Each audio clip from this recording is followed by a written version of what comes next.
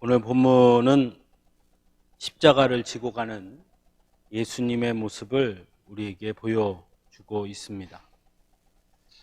아마도 우리가 곰곰이 생각해 보면 십자가를 지고 가는 예수님 곁에는 수많은 군중들이 함께 했었을 것 같다 하는 생각을 할 수 있습니다. 그리고 그렇게 예수님 십자가를 지고 가는 예수님 곁에 모여든 사람들은 각각 저마다의 자신들의 관점으로 예수님을 바라보고 있었을 것입니다. 오늘 본문에도 그런 사람들이 등장하는 것을 우리는 보게 됩니다. 먼저는 오늘 본문에 매우 특별한 사람이 한 사람 등장하는 것을 볼 수 있습니다. 바로 예수님의 십자가를 대신 진 구레네 사람 시몬입니다. 구레네 시몬이 이전에, 즉 예수님이 십자가를 지시기 전, 그러니까 예수님의 십자가를 대신 지기 전 어떤 사람이었는지 구레네 시몬에 대해서 성경은 우리에게 자세하게 알려주지는 않습니다. 다만 본문에 의하면 그는 시골에서 올라오다가 로마 군병에게 붙잡혀서 아무런 이유 없이 예수님의 십자가를 대신 지게 된 사람입니다. 아마 그도 예수님에 대한 소문은 이미 들어서는 알 수 있었을지 모르겠지만 아마도 예수님을 직접 만나보거나 예수님의 가르침을 직접 들었다라고는 생각할 수 없었을 것입니다. 비록 예수님의 십자가를 대신 지기는 했지만 구레네 사람 시몬은 왜 자신이 그 십자가를 져야 하는지 모르는 사람이었다. 그러나 그는 예수님의 십자가를 대신 진 사람이었습니다. 두 번째로 오늘 본문에 나타나는 사람은 십자가를 지고 가는 예수님 곁을 따르며 울고 있는 여인들입니다. 본문에는 특별히 여자의 큰 무리라고 전하고 있습니다. 십자가를 지고 가는 예수님을 보며 슬피 울었다라고 증거하는 것으로 보아 그들은 이전에 예수님의 가르침을 들었던 사람들이고 그 이전부터 예수님을 따르던 사람들이었을 것이다 생각해 볼 수 있습니다. 즉 이전에 이미 예수님과 밀접한 관계성을 지닌 사람들이었을 것이다 유추할 수 있습니다. 그래서 그들은 십자가를 지고 가는 예수님을 안타까운 심정으로 바라봅니다. 그 고통을, 그 아픔을 옆에서 지켜보며 가슴을 치며 슬피 울고 있습니다. 세 번째는 본문에는 등장하지는 않지만 예수님의 대적자들도 분명 그 주위에 있었을 것입니다. 대표적으로는 로마 병정들도 있을 것이고 또한 예수님을 십자가에 못 박게 한 바리새인들과 유대 종교 지도자들처럼 예수님을 비난했던 사람들도 아마 있었을 것입니다. 그들은 십자가를 지고 가는 예수님을 보면서도 여전히 조롱하고 비웃었을 것이며 십자가를 지는 것이 당연하다고 여겼을 것입니다. 그리고 마지막으로 주인공인 예수님이 계시죠. 본문에 나타난 예수님은 십자가를 지고 죽음의 자리로 향하는 예수님입니다. 사랑을 주었지만 철저하게 버림받고 철저하게 무너져 버린 너무도 나약한 모습의 예수님을 우리는 오늘 본문에서 보게 됩니다. 수많은 조롱 속에서 비난 속에서 아무런 대꾸 없이 그 모든 소리를 묵묵히 견디며 자신에게 주어진 길을 가는 그런 예수님의 모습을 우리는 오늘 본문에서 또한 보게 됩니다. 저는 오늘 본문을 보면서 오늘날 우리 시대에 예수님을 바라보는 사람들의 시선도 별반 다르지 않겠다 하는 생각을 해봅니다. 먼저는 구레네 사람 시몬 같은 사람들이 있습니다.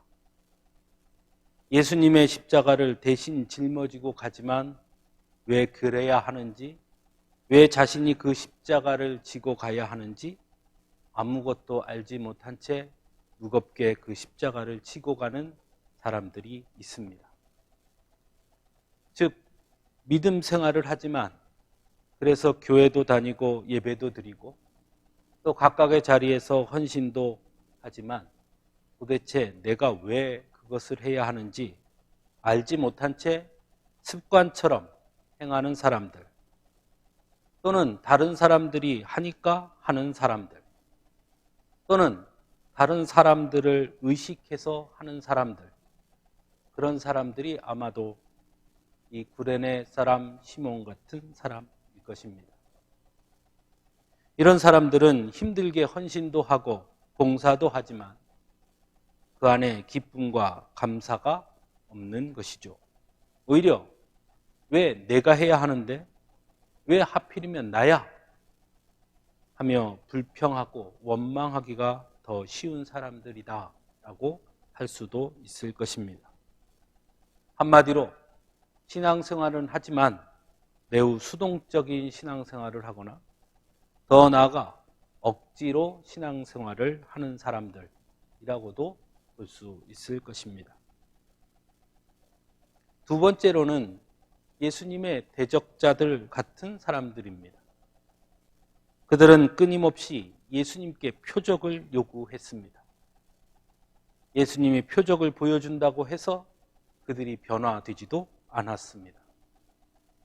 표적을 보여주면 그 표적을 가지고 또 시비를 걸었습니다. 예수님의 말씀에 끊임없이 도전했고 문제를 제기했습니다. 오늘날에도 이런 사람들이 있습니다. 끊임없이 하나님의 존재를 의심하고 자신들의 이성과 논리로 하나님을 평가하려고 합니다. 끊임없이 교회의 부족한 부분들만을 들춰내어 공격하려고 하는 사람들도 있습니다. 예수님의 사랑을 알지도 못하고 알려고 하지도 않으면서 왜 교회가 사랑이 없냐고 질문합니다. 하지만 정작 그들이 말하는 사랑은 예수님의 사랑과는 거리가 먼 자신들이 요구하는 사랑임을 알 수 있습니다. 하나님의 뜻과 말씀보다 자신들이 가지고 있는 얄팍한 지식을 더 내세우고 그것으로 교회를 평가하고 하나님의 뜻을 마음대로 내세우려고 하는 자들입니다. 정작 하나님을 제대로 알지도 못하면서 또한 믿지도 않으면서 믿으려고도 하지 않으면서 마치 하나님을 제일 잘하는 것처럼 말하기도 합니다. 그런데 문제는 이런 사람들의 이야기에 많은 대중들은 쉽게 현혹된다는 것입니다. 예수님 당시에도 바로 이런 사람들의 선동으로 말미암아 예수님은 십자가에 못 박혔던 것이기 때문입니다. 오늘날에도 그런 자들이 엄연히 존재하는 것을 우리는 보게 됩니다. 세 번째로 본문에 등장한 사람들, 바로 여인들 같은 신앙인입니다. 이들은 예수님의 십자가 고난의 길에 함께 동행합니다. 고통으로 일그러진 예수님의 모습을 보며 가슴 아파합니다.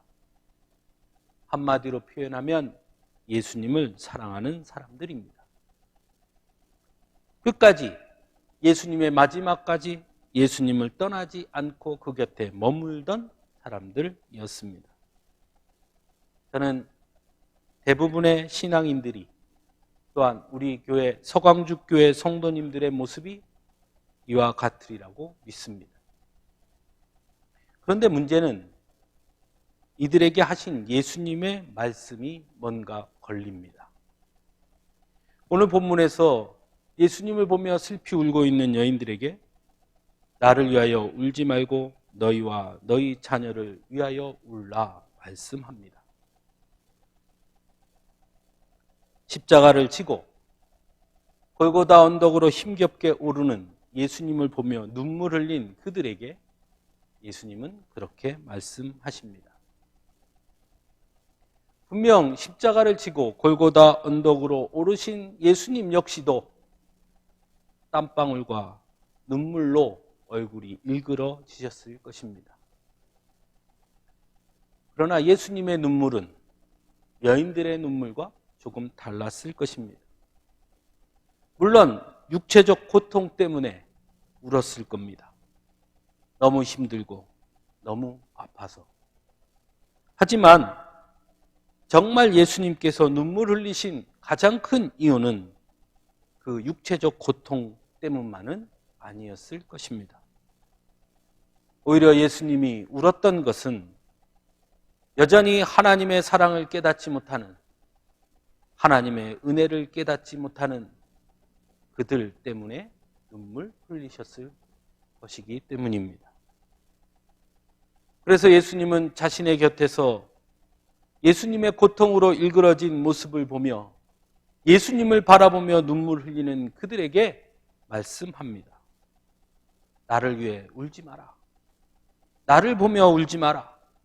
너희가 정말 울어야 할 일은 여전히 하나님의 은혜와 사랑을 알지 못하는 그들을 바라보며 안타까운 심정으로 울어야 한다 말씀하고 있습니다.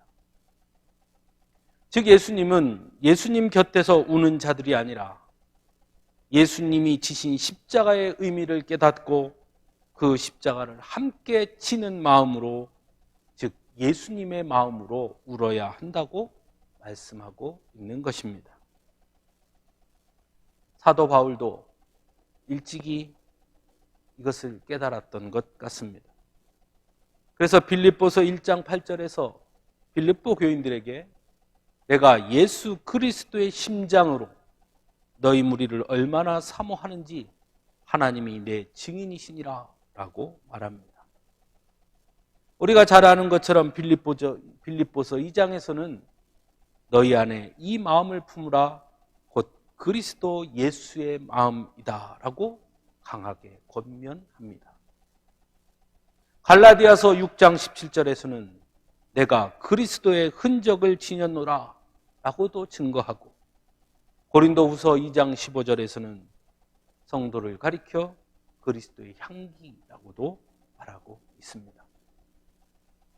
사도 바울은 성도란 단순히 십자가의 예수님을 보며 가슴을 치고 우는 것이 아니라 십자가를 지고 가시는 예수님의 마음을 알고 함께 십자가를 지며 눈물을 흘리는 자들이 되어야 한다라고 말했던 것입니다. 즉 성도란 그리스도의 심장을 지니고 사는 사람, 예수 그리스도의 마음을 품고 사는 사람, 그래서 어디서나 그리스도의 향기가 드러나는 사람이 곧 성도라고 말씀하고 있는 것입니다. 오늘날 이 시대에 우리 그리스도인들에게 부족한 것이 꼭 이것은 아닐까 생각해 봅니다. 예수님 역시 친히 나를 따라오려거든 자기를 부인하고 자기 십자가를 지고 나를 쫓을 것이니라 말씀하셨습니다. 분명 우리는 예수님을 사랑합니다. 예수님의 은혜와 사랑에 감사합니다. 그래서 지금도 우리는 예배하고 찬송하고 기도합니다. 때로 주님의 사랑과 은혜를 생각하며 가슴 벅차고 눈물을 흘리기도 합니다. 하지만 예수님의 마음을 품고 살려고는 하지 않는다는 것입니다. 왜냐하면 그렇게 사는 건 너무나 힘든 일인 줄 알기 때문이죠. 아니, 정확하게는 이 세상에서 그렇게 사는 것이 불가능하다고 생각하기 때문일 것입니다.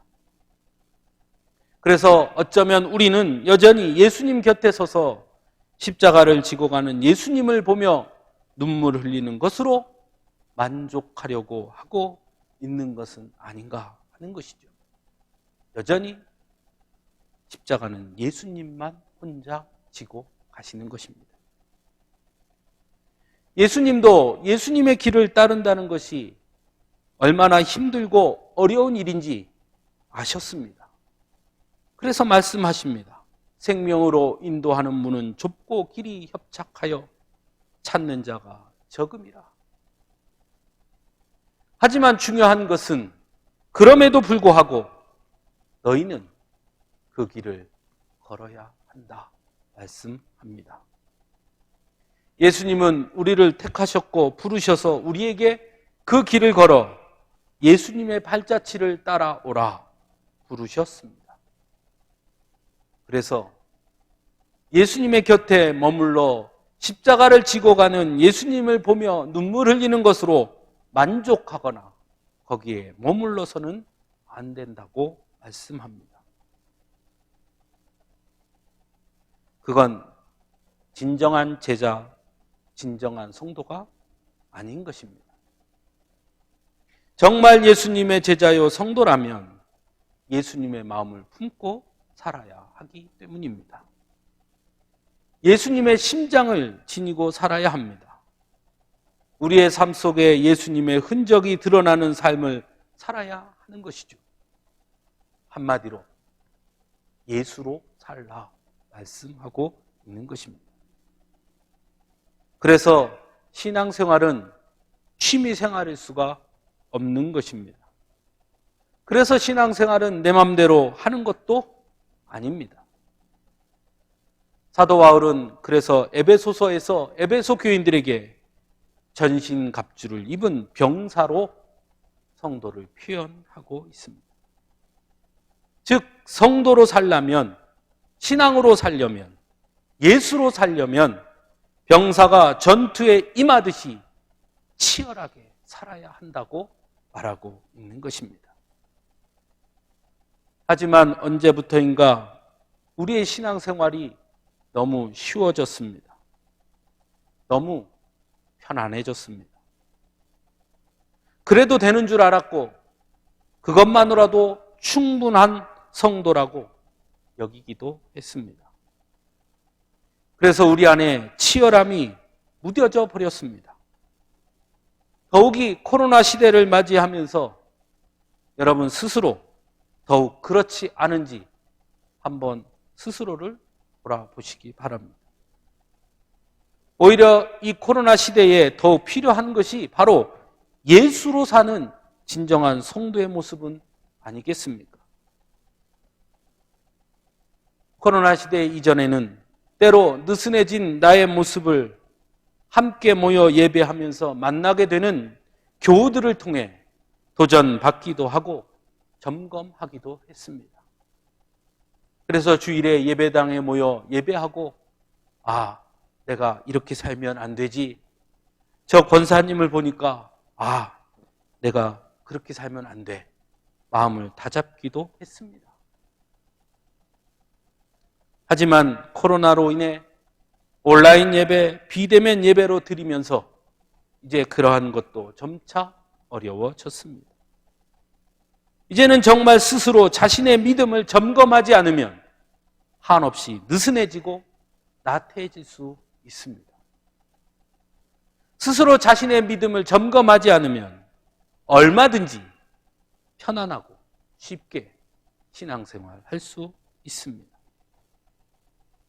그러나 그런 느슨함으로는 작은 예수로, 예수 그리스도의 심장으로 그리스도의 향기를 드러내는 자로 설 수 없다는 것입니다. 그래서 우리는 이전보다 더욱 치열하게 우리의 믿음을 돌아보고 지키지 않으면 안 되는 것입니다. 사랑하는 성도 여러분, 제가 자주 드리는 말씀이 있습니다. 성도로 사는 것은 그렇게 쉽고 간단한 일이 아니라는 말씀입니다. 취미생활처럼 교회 다니는 것만으로 성도가 되는 것은 아닙니다. 성도는 이 세상에 가장 크고 무거운 거룩한 부담감을 안고 사는 사람들입니다. 그래서 언제나 진지하게 하나님의 말씀 앞에 서는 사람들이 바로 성도인 것입니다. 그저 좋은 게 좋은 식으로 우리끼리 즐겁고 행복한 것으로 조금 더 편하게, 조금 더 쉽게 그것으로 만족하는 사람들이 아님을 알아야 합니다. 예수님 이름으로 부유함을 구하고 예수님의 이름으로 더 많은 것을 소유하기를 구하며 성공과 번영을 구하는 것만이 성도의 삶이 아닌 것입니다. 오히려 성도란 주님의 마음을 품고 예루살렘 성을 보고 우셨던 그 주님의 마음으로 지금 이 땅, 이 세대를 바라보며 눈물 흘리는 자들이 되어야 하는 것입니다. 넓은 길이 아닌 가다 보니 좁은 길로 들어선 것이 아니라 처음부터 스스로 좁은 길을 선택하며 우리에게 주어진 십자가를 외면하지 않고 믿음으로 순종으로 짊어지고 가는 자들, 그들이 바로 성도요, 우리가 바로 그런 자들이 되어야 하는 것입니다. 그래서 성도로 산다는 것은 이 세상에서 가장 어려운 것입니다. 성도로 산다는 것은 그래서 가장 힘겨운 일이기도 합니다. 그래서 우리의 힘만으로 안 된다는 것입니다. 그래서 사도 바울은 하나님의 전신갑주를 취해야 한다고 말합니다. 그래야 이 험한 세상에서 믿음의 전투를 승리할 수 있습니다. 그래야 예수로 살 수 있다는 것입니다. 에베소서 6장 13절 이하 말씀입니다. 그러므로 하나님의 전신갑주를 취하라. 이는 악한 날에 너희가 능히 대적하고 모든 일을 행한 후에 서기 위함이라. 그런즉 서서 진리로 너희 허리띠를 띠고 의의 호심경을 붙이고 평안의 복음이 준비한 것으로 신을 신고 모든 것 위에 믿음의 방패를 가지고 이로써 능히 악한 자의 모든 불화살을 소멸하고 구원의 투구와 성령의 검 곧 하나님의 말씀을 가지라. 이렇게 무장하지 않고는 이 험한 세상에서 성도로 산다는 것, 예수의 마음을 품고 산다는 것이 쉽지 않은 길이라는 것입니다. 사랑하는 성도 여러분, 성도는 예수님의 길을 걷는 사람입니다. 그리고 예수님의 길은 좁은 길이었습니다. 십자가를 친히 지고 가신 길이 바로 예수님의 길이었습니다. 그래서 우리는 오늘 또한 기쁨으로 좁은 길을 걸을 수 있어야 합니다. 십자가를 지고 가시는 예수님을 바라보며 눈물 짓는 것으로 만족하는 것이 아니라 내게 주어진 십자가를 같이 지고 예수님과 함께 같은 마음으로 걸으며 눈물 흘리는 자들이 되어야 합니다. 십자가를 지고 가는 고통으로 눈물 짓기보다는 하나님의 사랑과 은혜를 알지 못하는 자들을 바라보며 그들을 위해 눈물을 짓는 자들이 되어야 하는 것입니다. 요즘 교회가 많이 어렵다고 그럽니다. 그러나 교회를 위해 우는 것도 중요하지만 성도는 진정한 성도라면 교회 밖의 사람들을 바라보며 눈물 흘릴 수 있어야 하는 것입니다. 왜냐하면 성도는 예수로 사는 사람이기 때문입니다. 같이 기도하겠습니다.